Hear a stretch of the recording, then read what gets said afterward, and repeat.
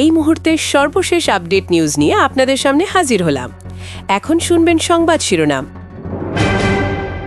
ভারতের মুসলিমদের ওপর জুলুম করলে কঠিন অ্যাকশন। মুসলিমদের নতুন গডফাদার থালাপতি বিজয়, বাঘিনী মমতারও বস যিনি, সারা ভারত জুড়ে তোলপাড়। আরও জানাবো, শিকে মহান নেতা বলে প্রশংসায় ভাসালেন ট্রাম্প।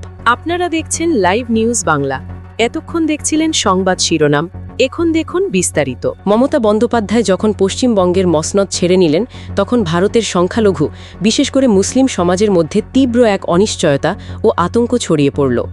এত বছর ধরে মমতা বুক চিতিয়ে বিজেপির ঢেউটা আটকে রেখেছিলেন, তাই তার হঠাৎ ছিটকে যাওয়াটা যেন রাজ্যের সংখ্যালঘুদের কাছ থেকে শেষ বড় আশ্রয়টুকু ছিনিয়ে নিল। নতুন মুখ্যমন্ত্রী হিসেবে শুভেন্দু অধিকারী গদিতে বসার সঙ্গে সঙ্গে রাজ্যে বাড়তে থাকল একটা চাপা আতঙ্ক। এবারের মতো কি মুসলিমদেরও সোজাসুজি টার্গেট করা হবে? কে তাদের পক্ষে দাঁড়াবে? কোথায় আবার আশ্রয় মেলে? এই দমবন্ধ পরিবেশে হঠাৎ দক্ষিণ ভারতের রাজনীতির সমীকরণটাই বদলে গেল। সিনেমার স্ক্রিপ্টও বোধহয় এত নাটকীয় হতো না। বাস্তবের মাটিতে তখন থালাপতি বিজয়, তামিলনাড়ুর নতুন মুখ্যমন্ত্রী, চেন্নাইয়ের জওহরলাল নেহেরু স্টেডিয়ামে লাখো মানুষের সামনে উঠে এলেন। অন্যদের মতো চুপচাপ হাসি মুখে দায়িত্বভার গ্রহণ করে থেমে থাকেননি। মঞ্চে দাঁড়িয়েই স্পষ্ট ঘোষণা করলেন, রাজ্যে জাতপাত ধর্ম নিয়ে ভাগাভাগির কোনো জায়গা নেই। ধর্মকে ঢাল করে যারা রাজনীতি করতে চায়, তাদের জন্য তামিলনাড়ুর দরজা চিরতরে বন্ধ। এ আর 5টা রাজনীতিবিদদের স্বস্তিতে বলা বুলি নয়।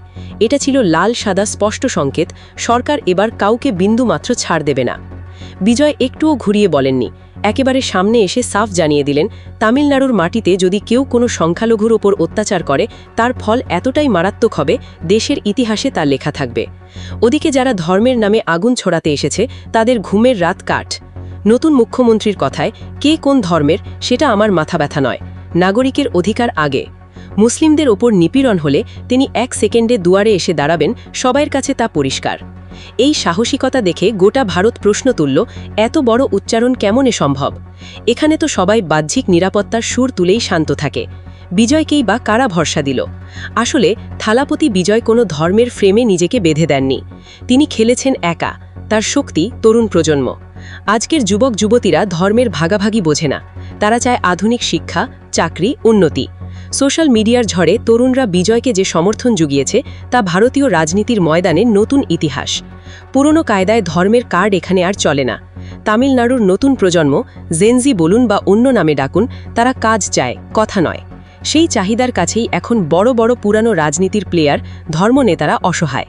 গতানুগতিক ফাঁদে সমাজ আটকায় না, তাই ক্ষমতায় এসেই বিজয় যা করে দেখালেন, তা সবাইকে হতবাক করে দিয়েছে। তার শপথ নেয়ার দিন পুরো রাজ্যকে তাক লাগিয়ে ঘোষণা করলেন 200 ইউনিট পর্যন্ত বিদ্যুৎ ফ্রি। সঙ্গে সঙ্গে নারীদের নিরাপত্তার জন্য গড়ে তুললেন বিশেষ বাহিনী। আরও বড় ঝামেলা, মাদক পাচার বন্ধ করতে মাঠে নামিয়েছেন বিশেষ টাস্ক ফোর্স। তাই আর কেউ বড় বড় বুলি আওড়ালেই হবে না, হাতকর্ম দেখাতে হবে। তাই করছেন মুখ্যমন্ত্রী। তার কাজ ধরে বুঝে গেছে সবাই, এবার যারা পাপে লিপ্ত তারা কেউই রেহাই পাবে না। এক কথায় নয়, কাজে প্রমাণ করেছেন তিনি। অন্যায়কারীদের হাতে শাসন ছাড়া কারো জন্যই তামিলনাড়ু আজ খোলা নেই। তার ঝড় ওঠা সিদ্ধান্তের জেরে সাধারণ মানুষের আস্থার নতুন ঠিকানা হয়ে উঠেছেন বিজয়। কে শুদ্ধ বক্তৃতা দিল তাতে তার কিছু যায় আসে না। ঠিক এই কাজের মাটিতেই তার নেতৃত্ব উজ্জ্বল। নতুন প্রজন্ম যা চেয়েছিল, বিজয় সেটাই নিখুঁতভাবে নামিয়ে দিয়েছেন মাঠে। এখন দেখার, ভারতীয় রাজনীতির অন্য প্রান্তে দাঁড়িয়ে থাকা নেতারা কিভাবে এই নতুন হাওয়ার মোকাবেলা করেন। বার্তা হয়েছে পরিষ্কার, ধর্মের নামে রাজনীতি আর ভাইরা এসে কাজ করবে না, কাজেই হবে মানুষের সত্যিকারের ভরসা। মানুষ যেমন দীর্ঘদিন ধরে কিছু ভালো কাজের আশায় অপেক্ষায় থাকে, ঠিক সেই কাজগুলোই এসে নতুন মুখ থালাপতি বিজয় এক লম্হায় করে দেখালেন। তার এই স্বচ্ছ নির্লজ্জ সোজাসাপটা আত্মপ্রকাশ অবাক করার মতো। স্টেডিয়াম ভর্তি হাজারো মানুষ আর কোটি কোটি টিভি দর্শকের সামনে তিনি নিজের অতীত খোলাখুলি স্বীকার করেছেন। বললেন, তিনি কোনো রাজ পরিবারের ছেলে নন। সাধারণ সহকারী পরিচালকের গৃহে জন্ম নিয়ে প্রচণ্ড অভাব, ক্ষুধা, অপমান এসব মুখোমুখি হয়েছেন ছোটবেলা থেকেই। এর জোরেই তিনি জানেন মানুষের কষ্ট আসলেই কতটা সত্যি। ঠিক এই জন্যই সাধারণ মানুষের কথা তার চিন্তাভাবনার কেন্দ্রে। এই আত্মবিশ্বাসের পাশাপাশি রাজনৈতিক সাহসও দেখালেন বিজয়।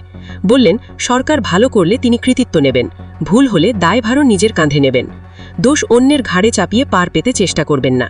রাজ্যের কোষাগারে এখন কতটা টানাটানি, ঋণের বোঝা কতটা, এটাও বা তিনি গোপন রাখলেন না।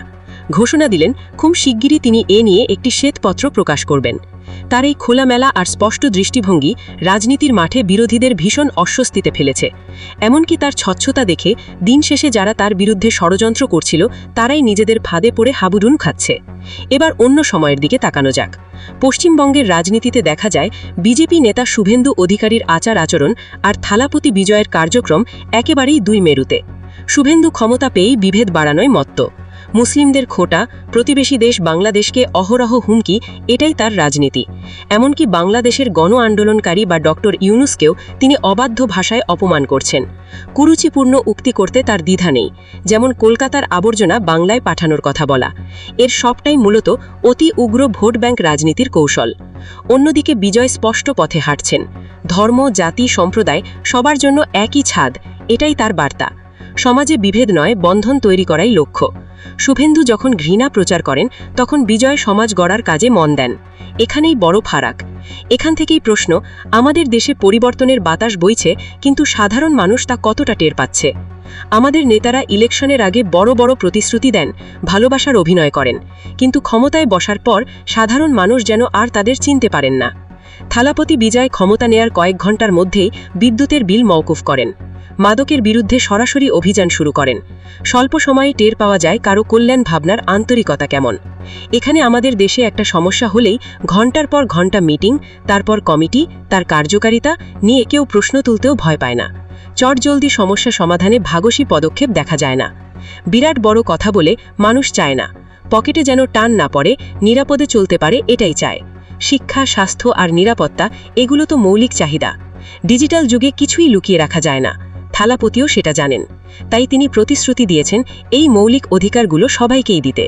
রাজনীতির চালবাজিতে সাধারণ মানুষকে আর বোকা বানাতে চায় না, এটা তার নিয়তিতে নেই। অন্যদিকে আমাদের রাজনীতিবিদরা ইলেকশনের পরে জনতার খবরই নেন না। বিজয় ইলেকশনের পরে চুপচাপ লোক দেখানো রাজনীতি না করে মানুষকে কাছ থেকে অনুভব করছেন। তাই তিনি আলাদা। তিনি দেখিয়ে দিচ্ছেন ক্ষমতার চেয়ারে বসে মানুষকে ভুলে থাকা উচিত নয়। সত্যিকার সমাজ পরিবর্তনের জন্য চাই এমন নেতা যিনি কাঁটাতারের রাজনীতি নয়, একতার গান গাইবেন। পাকিস্তান বা ভারতের দিকে আঙুল তুলে নিজের দায় এড়াবেন না, বরং দেশ গড়ার কাজে আত্মনিবেশ করবেন। শুভেন্দু ধরনের রাজনীতি সাময়িক তালি স্বীকৃতি দেয় ঠিক, কিন্তু দীর্ঘমেয়াদে ইতিহাস স্মরণ করে কেবল সত্যিকারের জনপ্রিয় আর সাহসী নেতাদের। যেমন বিজয় রূপালী পর্দায় ভিলেনদের একাই সামলে নেন, বাস্তবেও সাহসিকতা দিয়ে প্রতিপক্ষকে জবাব দিচ্ছেন। এত সহজ হবে না। রাজনীতিতে ভিলেনরা সবসময়ই তো নিয়ম ভাঙে। তবুও থালাপতি বিজয় যেভাবে রাজনৈতিক মাঠের চিত্র বদলে দিয়েছেন, তাতে নতুন যুগের আগমনী স্পষ্ট। আজকের দিনে নেতা হলেই কেবল আদেশ দেয়া নয়, আদর্শ সৃষ্টি করতে হয়। এই বাস্তবতা তিনি চোখে আঙুল দিয়ে দেখাচ্ছেন। মানুষ তাকিয়ে আছে, সময় বলে দেবে বাস্তবের এই নতুন সিনেমার নায়ক জয়ী হন কিনা। তবে রাজনীতি জমাট, যারা তাকে আটকাতে চাইবে তারা সম্ভবত নিজেরাই হোঁচট খেয়ে পড়বে, এটুকু বিশ্বাস এখন জমাট বাঁধতে শুরু করেছে। সবার আগে সর্বশেষ আপডেট নিউজ দেখতে সাবস্ক্রাইব করে আমাদের চ্যানেলের সাথেই থাকুন। আমাদের নিউজ ভালো লাগলে লাইক, কমেন্টস ও শেয়ার করুন। ধন্যবাদ সকলকে।